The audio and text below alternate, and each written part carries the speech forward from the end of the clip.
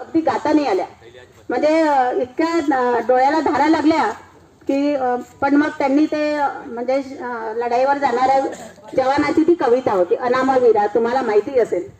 तर त्यांनी मग माझ्या कवितेला त्यांनी गाण्याला हे करून घेतलं, सांभाळून घेतलं के एम देशमुख काकांनी. आणि ते बोलले की हो, ही भावना विभेद झाली, तशीच ती आहे कविता, म्हणून ती रडली. आणि मग मी गेलेले. मग माझे वडील आले परीक्षक म्हणून रिझल्ट द्यायला. मग सगळ्यांचे त्यांनी मला नंबर नाही दिला.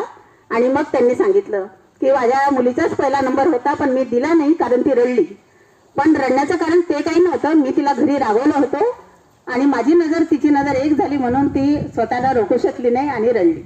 मग त्यानंतर मला गावामध्ये ही रडणारी मुलगी असे म्हणजे मोहल्ल्यामध्ये चिडवायचे बरेच जण. अजूनही म्हणजे मला ते दादा बगाडे वगैरे तुम्ही ओळखत असाल, ते मला आली रडणारी चित्र आली, ते तिवाडे दादा वगैरे सगळे मला असे म्हणजे या गोष्टीमुळे म्हणजे नंतर मला खूपच चिडवायचे.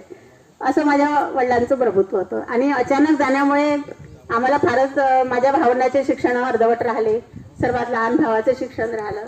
पण मी एवढ्या श्रीमंताच्या घरात आहे की म्हणजे मी माझी श्रीमंती तुम्हाला सांगत नाही, पण मी माझ्या भावंडांना एका पैशाचाही मी कधी